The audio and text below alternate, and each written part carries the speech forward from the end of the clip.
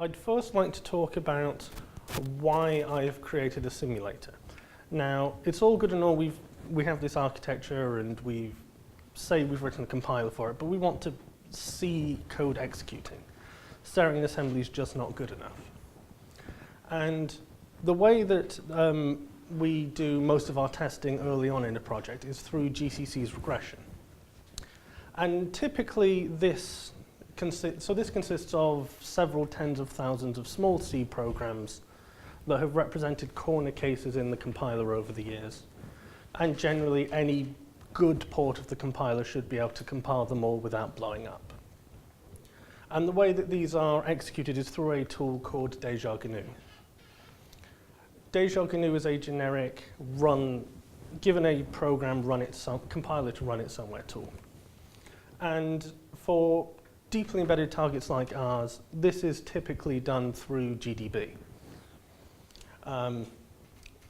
which is the debugger.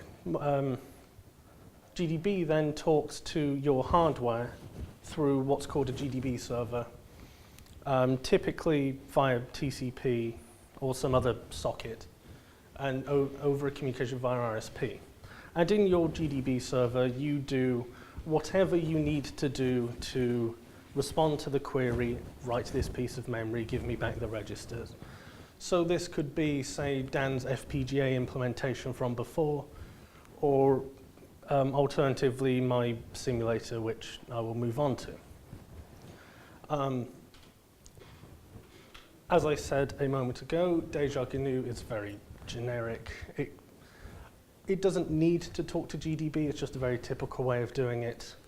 An alternative way this is done is by talking to the simulator itself directly. And really, as far as software is concerned, these two parts are exactly the same. And I will talk about how this is designed at the moment. So, to start with, as an aside, I want to go into a bit of detail into how instructions exist in a compiler, or more specifically LLVM. When porting LLVM, LLVM has this language called TableGen, which you hopefully can see on the screen, which is a language for describing classes of instructions, what they do, and their encodings. So you can see here that I have this class of instructions. It's 32 bits long, and that register RD, the destination register, is split up into two chunks between bits 8 and 6 and bits 24 to 22.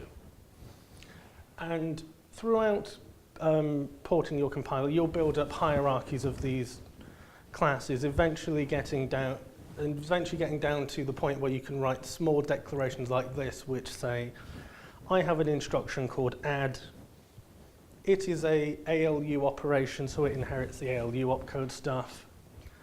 It has opcode 1. In your assembler, you type add in order to generate it, and for the compiler's purposes, it is an add. And as part of building your compiler, you take this definition file, which could be several thousand lines long, depending on how many instructions you have, and the compiler spits out multiple things. For the compiler as itself's sake, the most important thing to it is it generates an instruction selector. So the way that many compilers work is it produces a graph of your program and then pattern matches your instructions to the things it has and essentially replaces this graph with a graph of your instructions and then moves on to later stages.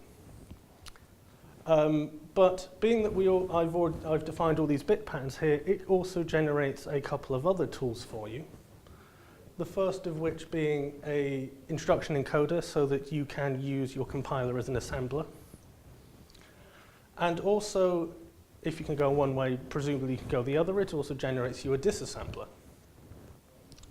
And being that I've already created this file and I already have a disassembler, one of the first pieces of building my simulator is to take binary and turn it into instructions.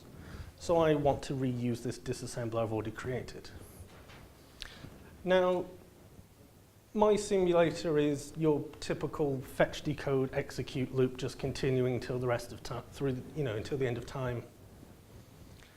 And it needs some state for keeping track of the registers and the program counter, and also some sort of control for talking to the outside world, because presumably it's all good just seeing that your processor is busy, but you may want to have some more interactive interaction with it.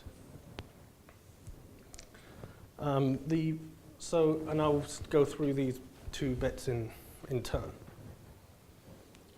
So the fetch and decode bit is almost given to you for free by the compiler. For the disassembler to work, it has an interface which goes, given a blob of memory and an offset into that memory, give me an instruction. So I use this up here in order to get me an instruction. The only subtlety being everything inside the compiler is byte addressed and our instructions are word addressed.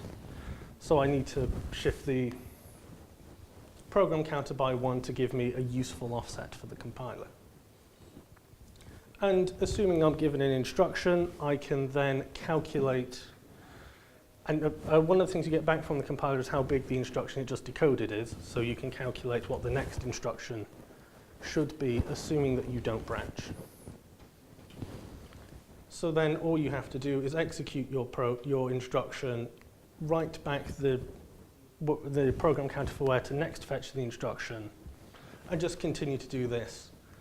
One addition is this getInstruction function can return false if what is in memory is not a valid instruction, and presumably in that case it's more useful for the simulator to stop than to just simulate nothing and just continue doing who knows what for the rest of time.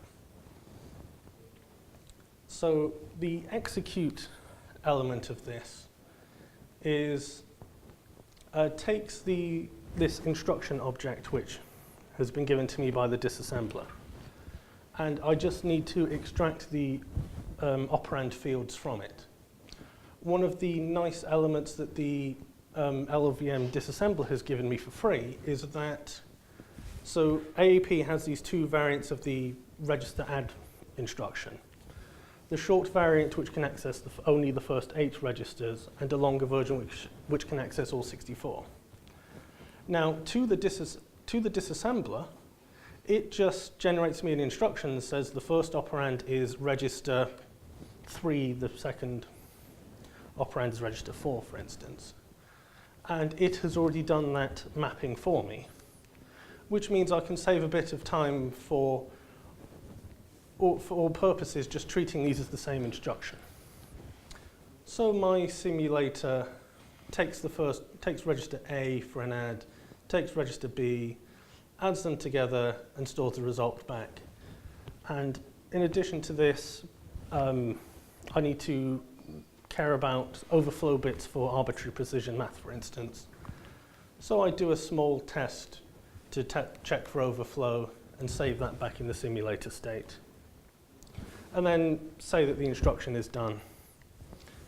One element of the instruction container is this get opcode field, which returns me an enum for my instruction. So execution is essentially one long function with blocks of code similar to this. The final piece of the simulator is how to talk to the outside world. Now, we've done something similar to what OpenRISC does, which is where it has a NOP instruction where the operand does something special in the simulator. We've extended that a little bit by also adding a register so that you can have more precise control over what you want to execute. So for instance, here we do the same load register and we get the immediate from the instruction. And based on the immediate, we do an operation. So NOP3 will print a particular register to the screen. NOP2 will tell the simulator, I have finished execution, please stop. NOP1 we have as an actual NOP, and NOP 0 we treat as a breakpoint. This is useful as the encoding for NOP is all zeros, so if in the simulator all memory is zero initialized and I go branching off into the middle of nowhere, I know I will stop one instruction later because I will execute a breakpoint. And now hopefully I can show you everything working.